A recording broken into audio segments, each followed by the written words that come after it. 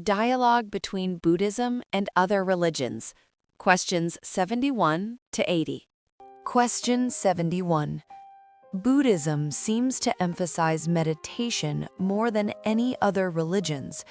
Could you introduce the Buddhist method of meditation? The Buddha attained enlightenment through meditation, dedicated his life to teaching it, and ultimately entered nirvana in a tranquil state of meditation. The majority of Buddhist sutras revolve around the practice of meditation. Many of the Buddhist disciples reached profound meditative states, attaining enlightenment and sainthood. The image of monks meditating in tranquil solitude has become a symbol of Buddhism.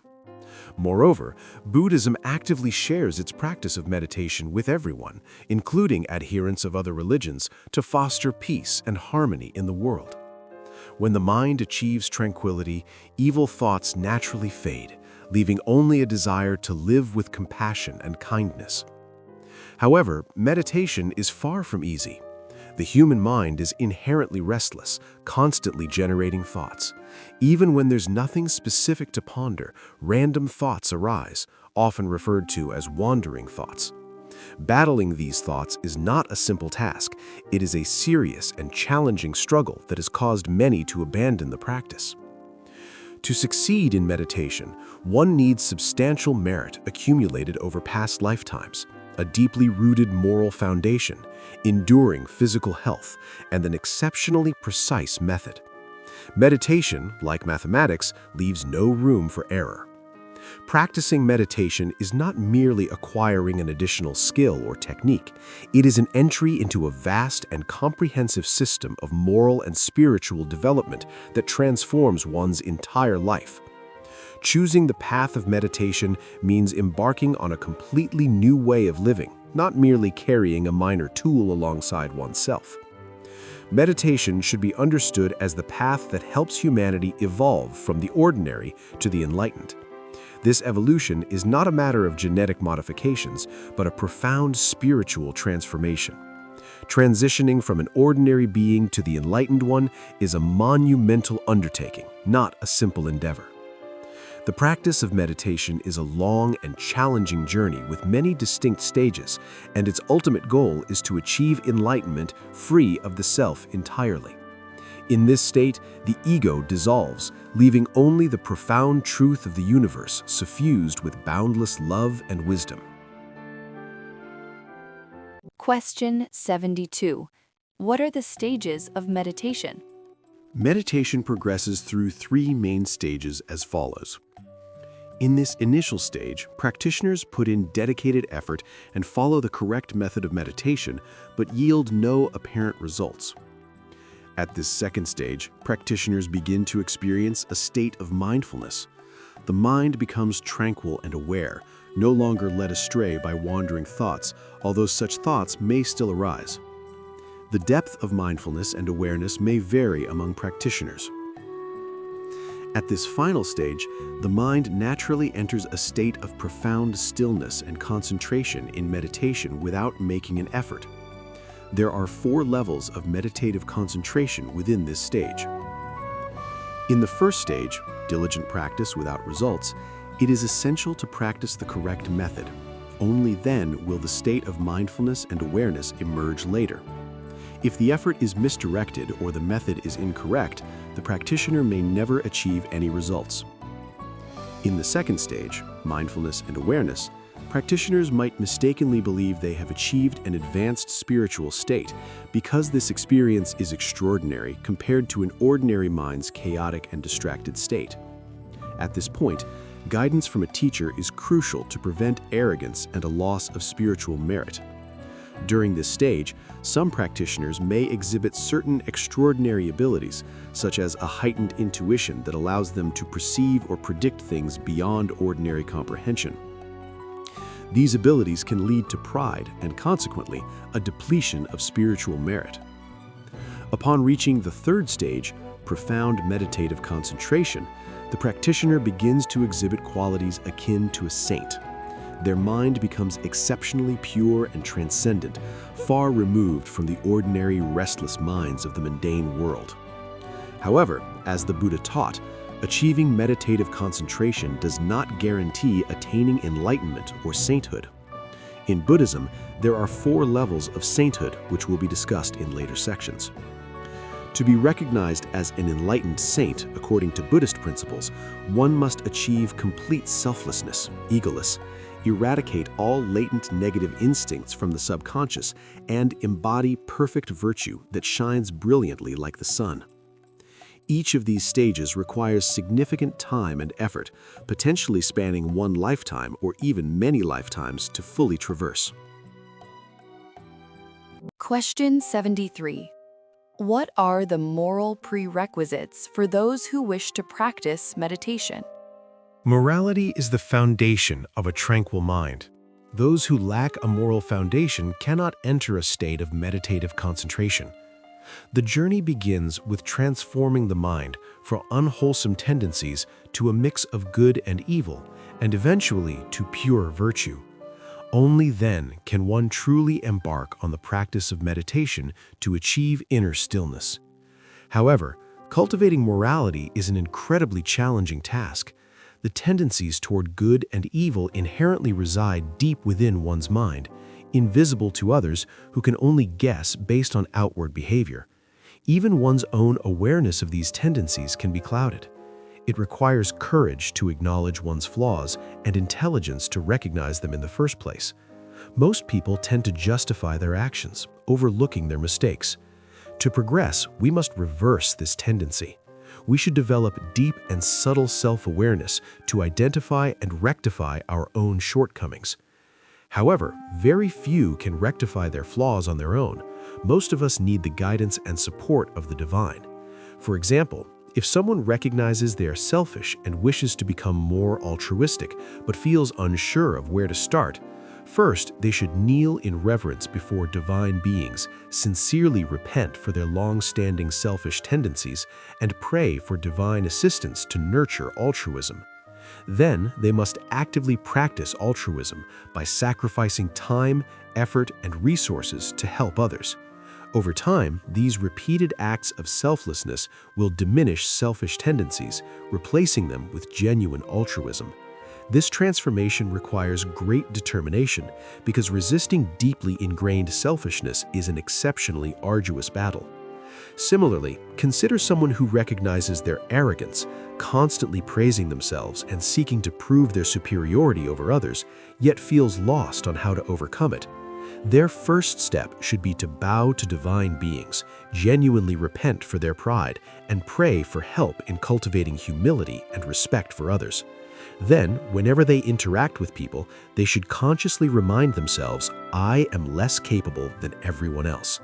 Over time, this practice will foster humility, allowing them to see and appreciate good qualities in others instead of focusing on their faults. Such rigorous moral training requires years of dedicated effort to lay the foundation for entering the practice of meditation. Only with this solid foundation can one begin the journey toward inner stillness and spiritual transformation. Question 74. What are the merits required for practicing meditation?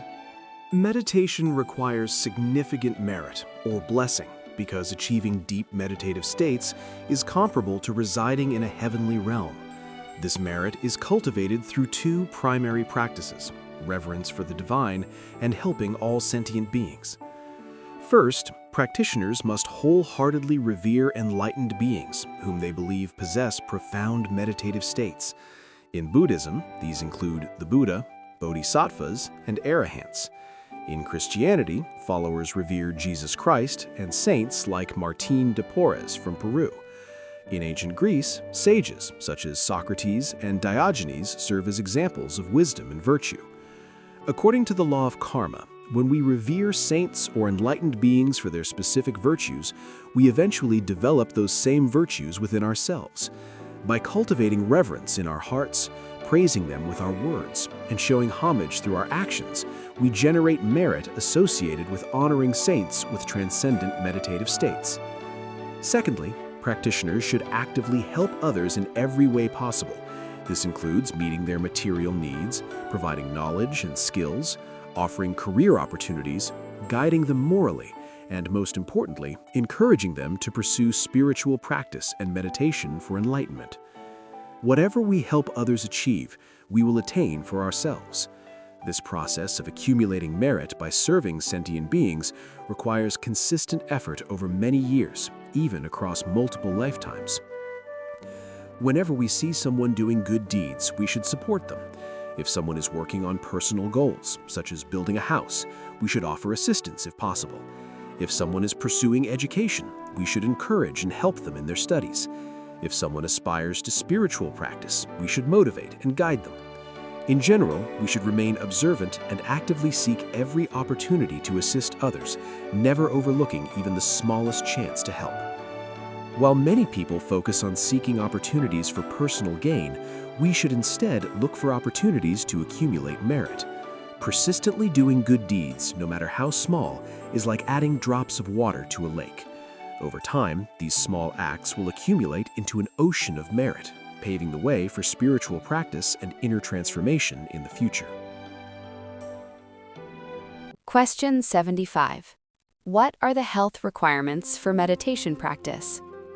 Sitting in meditation, motionless and silent, might appear to require little energy. However, maintaining stillness without moving consumes significant energy, especially when the mind has not yet settled into a deep state of concentration. Paradoxically, moving around is less tiring, but staying entirely still may be very exhausting. Additionally, enduring the discomfort of numbness or pain in the legs without reacting also demands significant effort. This pain tolerance helps practitioners cultivate patience and resilience, allowing them to face life's adversities with calmness, free from distress. Similarly, in concentrating the mind, those with good physical health, especially strong inner energy, find it easier to concentrate their minds than those who are physically weak or unwell. Physical strength also supports willpower, which is essential for meditation practice. To maintain good health, practitioners should follow these practices. Use physical strength to help others. The harder the effort, the greater the merit earned. Activities such as planting trees, releasing animals into the wild as an act of compassion, repairing roads, caring for the elderly living alone, assisting parents with household chores, or helping neighbors in need all contribute to building physical strength and spiritual merit. Engage in commonly recommended physical exercises or practice martial arts to develop strength and endurance. If possible, learn and practice specialized methods that help enhance inner strength, qigong or similar practices. Strengthening inner energy is especially crucial for supporting meditation practice. Additionally, practitioners should have knowledge of nutrition and maintain a healthy diet to prevent illnesses such as high cholesterol, diabetes, hypertension, or organ-related issues, liver, kidney, heart. The topic of nutrition is extensive and cannot be adequately summarized in this discussion. Question 76. How can we identify the most proper and authentic meditation method to learn from? This is indeed a tough question because there are currently numerous places offering meditation instruction, each claiming their method to be the best. Moreover, many attract a large number of followers, leaving those seeking authentic guidance feeling hesitant about where to turn. To make an informed decision, one should consider the following criteria. The meditation practice must aim toward selflessness, egoless, with a pure and tranquil mind as the path to enlightenment. It must promote moral growth, where progress in meditation leads to greater ethical refinement. It must encourage reverence for saints and enlightened beings, rather than fostering arrogance or causing practitioners to see themselves as divine. The teaching must have a thorough theoretical foundation that aligns with science and ethics and profoundly understands the workings of human consciousness and physiology. The techniques must be detailed, refined, and well-developed, not superficial or overly simplistic. The meditation instructors must understand each individual's unique disposition, karmic tendencies and capabilities, and provide personalized guidance. Since individuals have varying predispositions, even if they follow the same path, the methods may need to be tailored to suit their capabilities. Sometimes, some teachers achieve specific meditative results and confidently begin teaching others based on their personal experiences. However, this can be problematic because the teachers may only instruct others according to their own predispositions rather than adapting to the varied dispositions of their students. As a result, many students may not achieve significant progress. An ideal teacher must be able to guide individuals of all levels, from the most basic to the most advanced, ensuring that everyone benefits. The teacher is able to transcend their personal experiences to understand and address the varied capacities and inclinations of sentient beings. Finding such a teacher is not easy. It is recommended to sincerely pray to divine beings for guidance in finding an authentic meditation teacher who can provide the most accurate meditation instruction.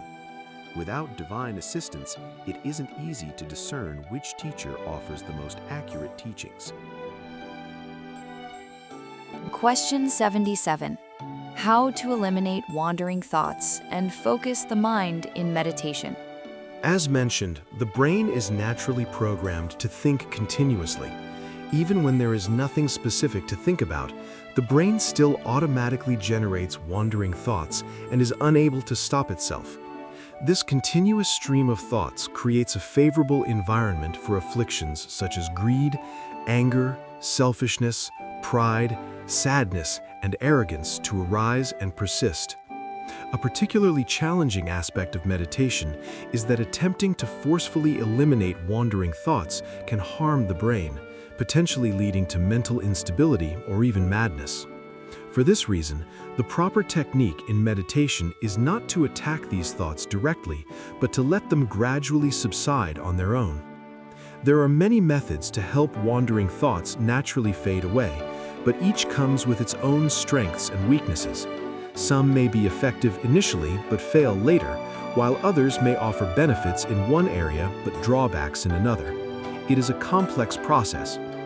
Two main approaches can help wandering thoughts gradually subside. Contemplating a truth or moral teaching. This method involves directing the mind to reflect on a specific truth, moral teaching, or philosophy. These reflections gradually strengthen mindfulness and awareness, causing wandering thoughts to weaken over time. Employing a physiological technique, as in breath control. This method focuses on observing the breath to gradually weaken wandering thoughts and lead the mind into a state of concentration. In ancient Buddhist sutras, the terms vipassana, contemplation, and samatha, concentration, are often mentioned to describe these two techniques. Vipassana involves contemplating profound truths or moral teachings to deepen mindfulness and bring wandering thoughts under control. Samatha employs specific techniques, such as breath observation, to naturally and progressively reduce wandering thoughts and enhance concentration in meditation. Question 78.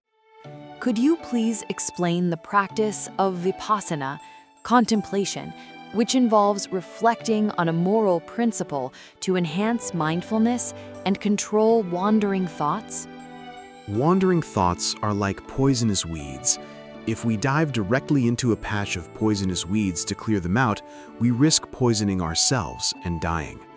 Instead, we should plant other beneficial crops among the weeds. As these crops grow and cover the area, the weeds will naturally wither away. Similarly, we should not directly attack wandering thoughts, but instead actively direct our mind to contemplate some moral teaching or profound truth, allowing mindfulness to arise and wandering thoughts to fade away gradually. This is the method of contemplation in meditation. Themes for contemplation that enhance mindfulness and prevent wandering thoughts from leading the mind astray include the overlooked truths of oneself and the universe. These are truths that we have long neglected, which keeps us trapped in ignorance. Some suggested themes for contemplation are as follows. This world is impermanent and constantly changing over time. Everything inevitably follows the cycle of arising, enduring, decaying, and ceasing. Ultimately, everything fades away like an illusory dream. Our physical body, composed of the four elements, is also impermanent. It is born, grows, ages, falls ill, and eventually dies. After death, the body decomposes into nothingness. This is an undeniable truth. Every sentient being has the potential to ascend to sainthood or descend into insignificant existences like insects, depending entirely on whether their mind adheres to a righteous path of cultivation. We should cultivate love for all beings, wishing they follow a path to spiritual practice and achieve enlightenment. Compared to enlightened beings, we are insignificant and ordinary, like grains of dust. We must cultivate ultimate humility and respect for all sentient beings. Even if we possess some wisdom or meditative accomplishments, deep within our consciousness, the root of ignorance remains strong, and past karmic misdeeds still obscure us. We must be cautious and avoid complacency. The self, or ego, is an illusion, yet it governs our thoughts and actions. Our spiritual practice aims to transcend this illusion and attain complete selflessness. This mind is constantly agitated and filled with wandering thoughts. Simply acknowledging this, without attempting to eliminate the thoughts forcefully, is a step forward. This mind harbors numerous faults, such as anger, greed, selfishness, pettiness, resentment, criticism, arrogance, envy, hatred, superficiality, carelessness, and rigidity, a rigid adherence to principles that hinders one's ability to help others. Acknowledging that we are merely sinful, ordinary beings steeped in ignorance and wrongdoings. By contemplating these themes, practitioners not only strengthen mindfulness, but also prevent the mind from being led astray by wandering thoughts. When we courageously face the darker aspects of ourselves, we will receive a valuable reward: mindfulness. Practitioners can alternate between these themes as needed to cleanse the hidden flaws within their minds gradually. Question 79. What techniques can help wandering thoughts gradually subside? Here are some meditation techniques that can help wandering thoughts diminish naturally. Sitting in the full lotus posture with meticulous precision, place the left foot on the right thigh, then the right foot on the left thigh, with both legs crossed tightly. Keep the back straight without straining or overly arching. Rest both hands on top of each other comfortably on the feet, with all four palms and soles facing upward. Keep the elbows slightly away from the torso. Gaze downward at a point nearby in front. Close the mouth gently, with teeth and lips lightly touching. Keep the entire body relaxed without moving, maintaining full awareness of the body. If your legs are stiff, stretch and massage them to increase flexibility until you can achieve the full lotus position. This posture strongly supports concentration. Avoid settling for the half lotus posture, one leg up, one down, as it is less effective for focusing the mind. We can take inspiration from the image of the Buddha sitting in the full lotus posture with dignified serenity. Maintaining awareness of the entire body with particular attention to the chest and abdomen, as these areas are the source of wandering thoughts. Although thoughts arise in the brain, the impulses triggering these thoughts originate in the body. Focusing attention on the body, especially the lower areas, can weaken the intensity of these thoughts and help them subside over time. Directing attention to the lower abdomen, dantian, acupoint located below the navel, to cultivate internal energy that strengthens both body and mind. This focus helps stabilize the mind, making it calmer and reducing wandering thoughts. It may also alleviate certain age-related conditions such as Parkinson's disease and Alzheimer's disease. Directing attention to the perineum area, Huiyin acupoint. This can help address latent brain-related health issues and strengthen the mind's tranquility. Observing the in-breath and out-breath clearly and thoroughly.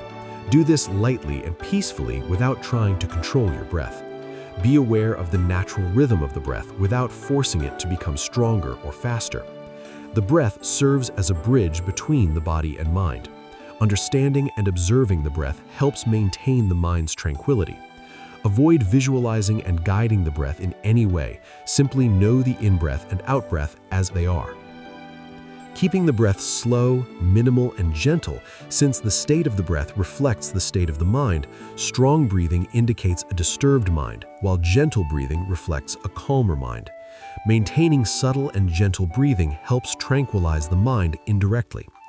Practitioners must master all of these techniques and apply them flexibly in their meditation practice. Question 80.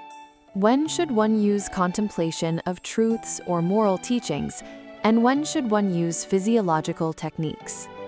The method of contemplating truths or moral teachings can be practiced both during seated meditation and in everyday life. Especially when practitioners start attaining mindfulness, they must remain humble, reminding themselves that they are still ordinary beings burdened with ignorance and sin. They should avoid admiring or indulging in the sensation of mindfulness itself. Upon experiencing a mindful state, many practitioners become attached to it and abandon their original practice to enjoy this state of mind. Unfortunately, this attachment then causes them to lose mindfulness and revert to their previous disturbed state of mind.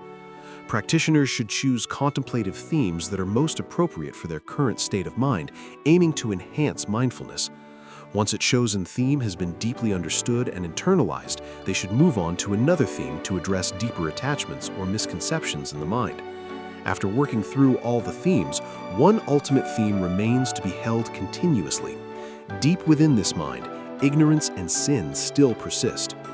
While seated in the full lotus posture without moving, practitioners can apply specific techniques such as focusing attention on the lower abdomen, Dantian acupoint, observing the breath, or maintaining a gentle and subtle breathing rhythm.